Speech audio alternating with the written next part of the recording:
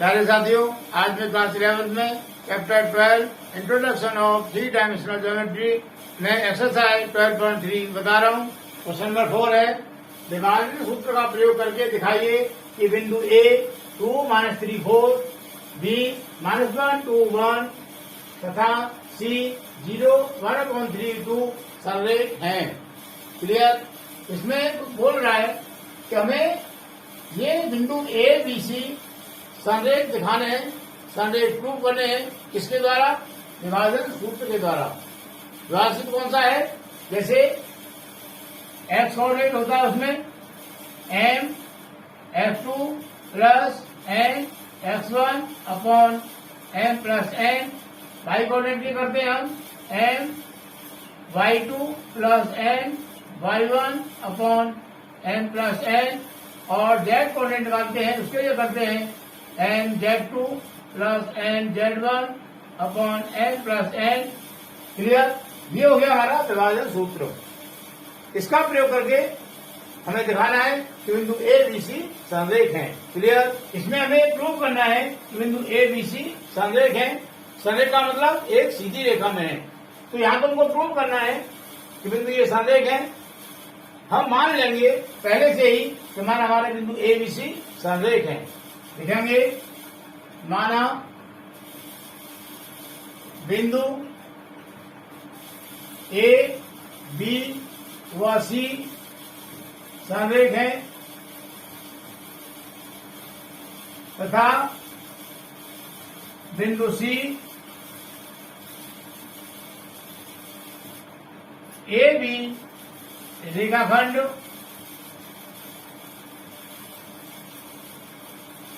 को m/n के अनुपात में विभक्त करता है। ये हमने मान लिया कि हमारे बिंदु ए बी सी संरेख है और ये जो बिंदु सी है, ये सी बिंदु ए बी रेखाखंड को m और n के अनुपात में विभक्त करता है। वह बिंदु सी के निर्देशांक equal to x y z, ये हमने मान लिए। माना ये रेखाखंड ए बी है। यहाँ पर बिंदु बी के कोऑर्डिनेट है -1 2 और 1, ये दे रखे हैं यहाँ पर। और बिंदु ए के कोऑर्डिनेट ये है 2 -3 और 4। ये हमारा बिंदु कोई सी है यहाँ पर। और ये सी बिंदु ए बी रेखाखंड को m/n में विभाजित करता है। बिंदु सी के कोऑर्डिनेट हमने मान लिया यहाँ x y z, x y और जेड, जबकि हमें बिंदु सी के कोऑर्डिनेट यहाँ दे रखे हैं। क्लियर? क्या करेंगे? हम यहाँ से निकालेंगे बिंदु सी का एक्स कोऑर्डिनेट। तो देखेंगे बिंदु सी के निर्देशांक, पहले हम एक्स कोऑर्डिनेट निकालेंगे। देखेंगे एक्स इक्वल टू ये हो जाएगा m x2 plus n x1 upon m plus n। Clear?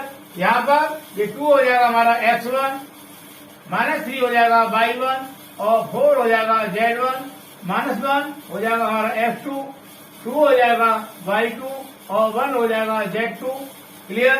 तो ये वहां हम यहाँ लगा देंगे फॉर्मूले में m तो हमारा m है ही है, इंटू x2 हमारा -1, तो लिखेंगे ब्रैकेट के अंदर, प्लस n हमारा n ही है, और x1 ये 2 upon m plus n। Clear?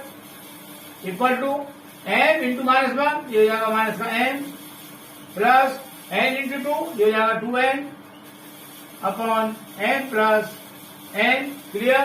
लेकिन हमको बिंदु सी का एक्स कोऑर्डिनेट दे रखा है 0, तो हमने 0 डाले इसके स्थान पर।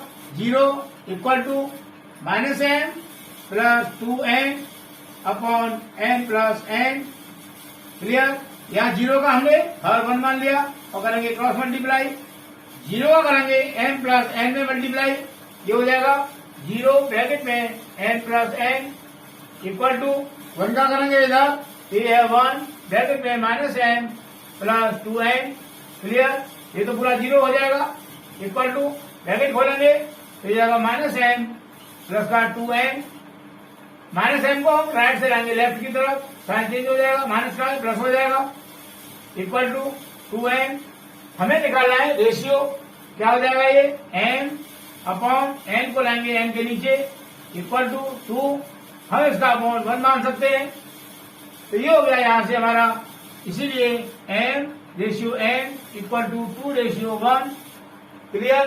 तो ये जो m और n का रेशियो आया, ये आ गया हमारा 2 और 1 का रेशियो, क्लियर। अब यदि ये बिंदु संरेख हैं तो ये m और n का मान लगाएंगे हम y कोऑर्डिनेट निकालने के लिए, तो y कोऑर्डिनेट वही आना चाहिए जो हमें पहले से यहां दे रखा है। इसी प्रकार z कोऑर्डिनेट भी वही आना चाहिए जो हमको पहले से दे रखा है। यदि आता है तो संरेख है, अगर नहीं आता है तो बिंदु संरेख नहीं है, क्लियर। लिखेंगे बिंदु C का y निर्देशांक equal to m y2 plus n y1 upon m plus n, clear. m और n के मान यहां से लगाएंगे और y2 और y1 के मान यहां से लगाएंगे, ये हो जाएगा m का मान है हमारा 2 मल्टीप्लाई y2 हमारा यहां से 2 प्लस n का मान यहां से 1 है, मल्टीप्लाई y1 का मान है -3 अपॉन m 2 है प्लस n 1 इक्वल टू 2 2 या 4 प्लस इंटू माइनस हो जाएगा, 1 इंटू 3 3 हो गया, अपॉन ये हो गया 2 प्लस 1 3 इक्वल टू 4 माइनस 3 1 हो गया अपॉन 3, तो y कोऑर्डिनेट आ गया हमारा 1/3 और 1/3 हमको यहाँ दे रखा है क्वेश्चन में, क्लियर। अब निकालेंगे हम z कोऑर्डिनेट, इसी प्रकार z equal to n z2 plus n z1 upon n plus n equal to n का मान यहां से 2 है, मल्टीप्लाई z2 हमारा 1 प्लस n का मान 1 मल्टीप्लाई z1 है 4 अपॉन n2 और n1 इक्वल टू 2 बन जा 2 प्लस 4 बन जा 4 upon 2 plus 1 3 equal to 6 upon 3, clear. काटेंगे 3 बन जा 3 और 3 2 जा 6 equal to 2 upon 1 equal to 2, तो z कोऑर्डिनेट आ गया हमारे यहाँ से 2 और हमको दे रखा है z कोऑर्डिनेट 2। यहाँ विभाजन सूत्र के द्वारा हमने देखा कि जो कोऑर्डिनेट बिंदु C के विभाजन सूत्र के द्वारा आ रहे हैं, y कोऑर्डिनेट आ गया 1.2 और z कोऑर्डिनेट आ गया 2 और यही कोऑर्डिनेट हमको दे रखे हैं क्वेश्चन में, क्लियर। तो हम कह सकते हैं कि बिंदु A B C हमारे संरेख हैं, तो लिख देंगे इसीलिए बिंदु A B व C संरेख हैं, क्लियर। और यही हमको प्रूव करना था, क्लियर। अब नेक्स्ट क्वेश्चन नंबर 5 है P 4 2 -6 और Q 10 -16 6 को मिलाने वाले रेखाखंड BQ को समत्रिभाजित करने वाले बिंदुओं के निर्देशांक ज्ञात कीजिए। हमारा एक पॉइंट है P और दूसरा पॉइंट है हमारा Q, इसको मिलाया तो PQ रेखाखंड बना। बिंदु P के कोऑर्डिनेट हैं 4 2 -6 और Q के कोऑर्डिनेट है 10 -16 और 6। हमारे दो बिंदुओं को एक मान लिया हमने R और एक मान लिया हमने S। ये बिंदु R और S PQ रेखाखंड को 3 बराबर भागों में विभाजित कर रहे हैं। कहने का मतलब PR equal to RS equal to SQ, मतलब यहां से लेके यहां तक ये और यहां से लेके यहां तक ये और यहां से लेके यहां तक ये भाग तीनों आपस में बराबर है, तो हमने इनको मान लिया, माना यहां से लेके यहां तक ये 1 है। R और S ये भी 1 मान लिया हमने, और एस क्यू ये वन मान लिया। तो यहाँ कर दिया हमने P R equal to R S equal to S Q equal to 1। Clear. अब हमें निकालने हैं बिंदु आर और एस के निर्देशांक। क्लियर। तो लिखेंगे माना बिंदु पी व क्यू से बने रेखाखंड पी क्यू को बिंदु आर व एस सम त्रिभाजित करते हैं। क्लियर। हमने मान लिया कि बिंदु आर और एस पी क्यू रेखाखंड को समान 3 भागों में विभाजित करते हैं। वह बिंदु आर के निर्देशांक इक्वल टू, उसको मान लिया हमने स्मॉल एक्स वाई जेड, वह बिंदु एस के निर्देशांक इसको मान लिया हमने कैपिटल एक्स वाई व जेड। क्लियर। पहले हम निकालेंगे आर के कोऑर्डिनेट। तो लिखेंगे बिंदु आर के लिए, बिंदु आर के लिए ये 4 हो जाएगा हमारा बिंदु पी का कोऑर्डिनेट x1, 2 हो जाएगा y1 और -6 हो जाएगा z1। और बिंदु क्यू में 10 हो जाएगा x2, -16 हो जाएगा y2 और 6 हो जाएगा z2। क्लियर। जब हम बिंदु आर के निर्देशांक निकाल रहे हैं उस स्थिति में हम ये मानेंगे हमारा बिंदु एस यहाँ पर है ही नहीं, तो इस तरह से बन जाएगा ये हमारा रेखाखंड हो गया पी क्यू और बिंदु हमारा आर ये हो गया। क्लियर। इसके कोऑर्डिनेट यहाँ लिखे ही हैं और बिंदु क्यू के कोऑर्डिनेट भी यहाँ लिखे हैं और बिंदु आर के हमने मान लिए एक्स वाई और जेड जो हमने यहाँ लिखी है पहले। अब इसका जो रेशियो है वो रेशियो क्या हो जाएगा एन रेशियो एन, ये हो जाएगा। हमने पी आर माना 1 क्योंकि पी आर आर एस और एस क्यू तीनों बराबर है तो हमने 1 मान लिया। तो पी आर तो हो गया हमारा 1 रेशियो और आर क्यू क्या हो जाएगा आर क्यू हो जाएगा यहाँ से आर क्यू, आर एस है 1 और एस क्यू है 1, इन दोनों को प्लस कर लें तो 2 हो जाएगा। कहने का मतलब बिंदु आर के लिए एन रेशियो एन का मान हो जाएगा 1 रेशियो 2। क्लियर। बिंदु आर के लिए हम निकालेंगे एक्स कोऑर्डिनेट, ये हो जाएगा N x2 plus N x1 upon N plus N. Clear.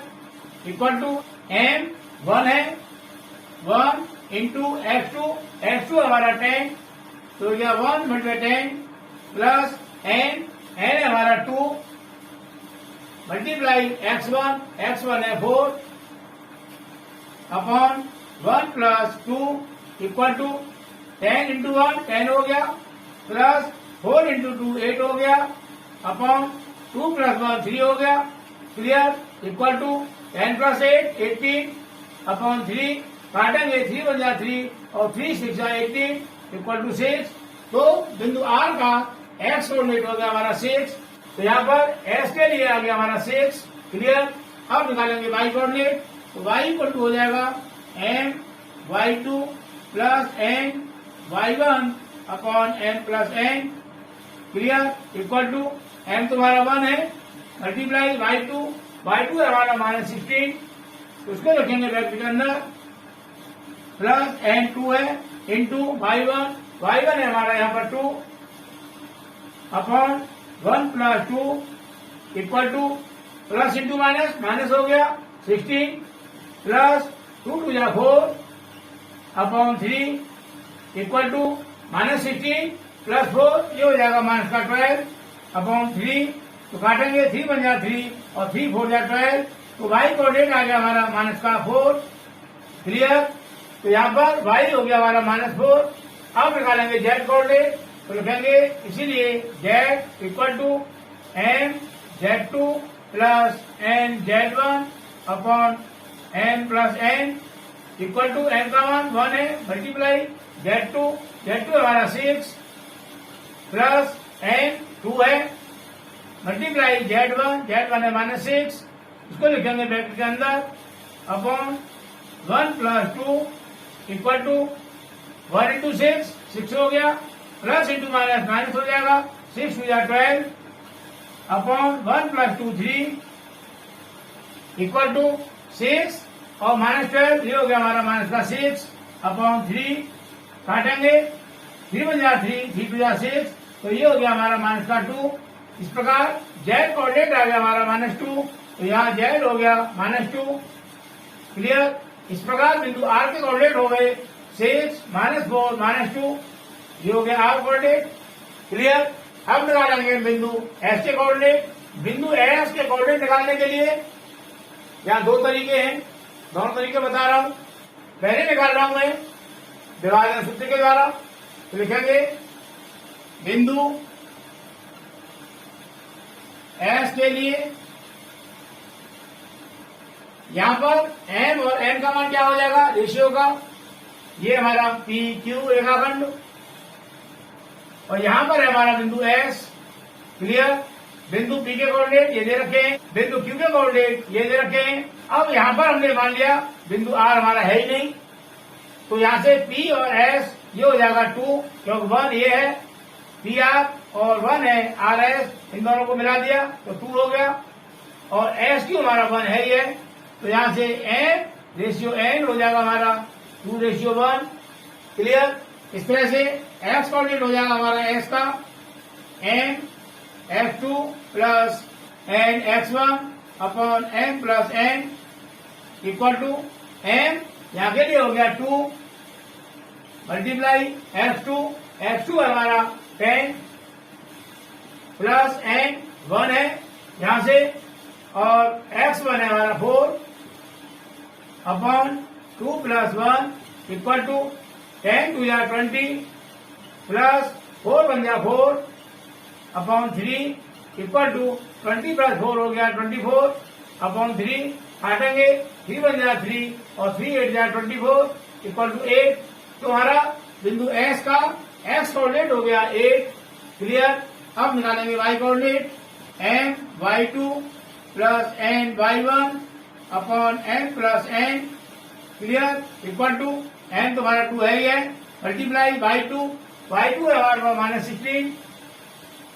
-16 plus N है 1 मल्टीप्लाई Y1 है हमारा 2 upon N 2 plus 1 N equal two plus into minus हो जाएगा 16 टू जा 32 प्लस 2 बन जा 2 अपॉन 3 इक्वल टू -32 और प्लस का 2 आएगा माइनस का 30 अपॉन 3 बन जा 3 और 3 10 जा 30 तो Y कोऑर्डिनेट हो गया हमारा माइनस का 10 clear.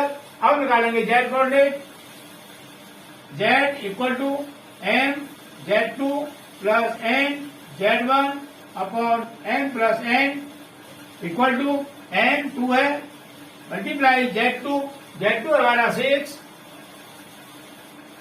Plus N1 multiply Z1 है -6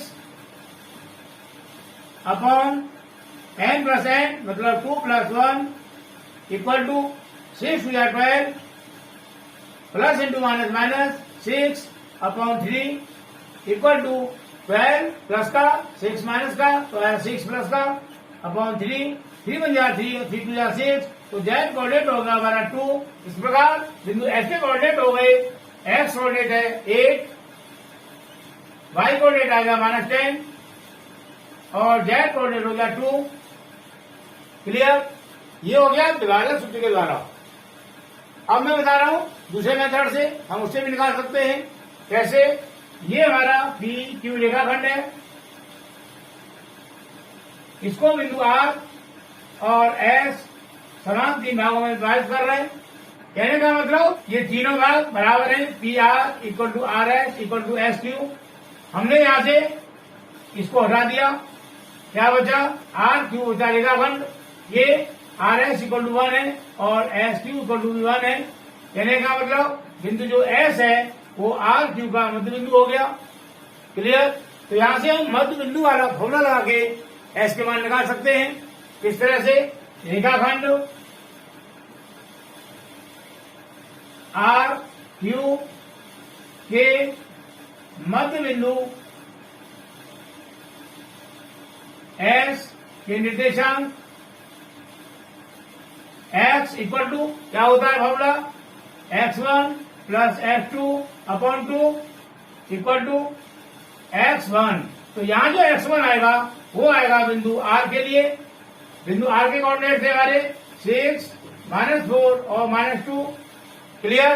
बिंदु q के कोऑर्डिनेट हमें दे रखे हैं ये 10, -16 और 6। क्लियर?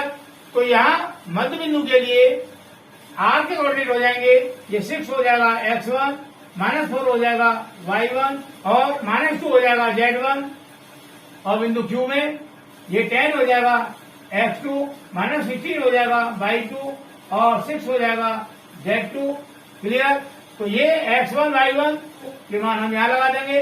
तो हमारा x1 है 6 प्लस x2 है 10 upon 2 equal to 16 upon 2 equal to 8। 2 India 2 16। Clear? इसी प्रकार y कोऑर्डिनेट ये हो जाएगा y1 plus y2 upon 2 equal to y1 है हमारा -4 प्लस y2 है -16, इसको लिखेंगे ब्रैकेट के अंदर upon 2 equal to -4 plus into minus हो जाएगा 16 अपॉन 2 इक्वल टू -4 और -16 हो गया -20 अपॉन 2। तो ये हो गया हमारा -10। क्लियर? इसी प्रकार z coordinate z1 plus z2 upon 2 equal to z1 है -2 प्लस z2 है हमारा 6 अपॉन 2। ये हो गया 4 अपॉन 2। काटेंगे 2 1 2 और 2 2 4, ये हो गया 2। तो यहाँ से x y z ये कोऑर्डिनेट हो गए हमारे 8 -10 और 2। क्लियर? अब ये निकाले हमने मध्य बिंदु वाले फॉर्मूले से और ये कोऑर्डिनेट आए हमारे डिवाइडर सूत्र से। दोनों विधियों से हमारे मान बराबर आ रहे हैं। तो हम बिंदु S के कोऑर्डिनेट निकालने के लिए हम डिवाइडर सूत्र का उपयोग कर सकते हैं, जो मैंने अभी किया ये। और हम मध्य बिंदु वाला फॉर्मूला लगा के इसको भी कर सकते हैं, जिससे तुमको आसान लगे उस तरीके से कर सकते हैं। जब हम इससे करेंगे तो ये नहीं करेंगे, और जब हम इससे नहीं करेंगे तो इससे कर सकते हैं। क्लियर? हमारा गलत नहीं माना जाएगा। इस प्रकार यहां लिख देंगे PQ रेखाखंड को सम त्रिभाजित करने वाले बिंदु R व S के निर्देशांक क्रमशः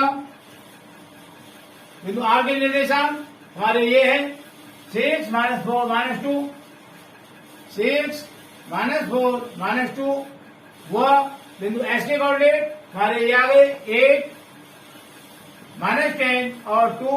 क्लियर? और ये हमारा आंसर हो गया। क्लियर? मुझे उम्मीद है ये दोनों क्वेश्चन बहुत अच्छी तरह समझ में आए होंगे। इस प्रकार हमारी एक्सरसाइज 12.3 कंप्लीट होती है। नेक्स्ट एक्सरसाइज नेक्स्ट वीडियो में करेंगे।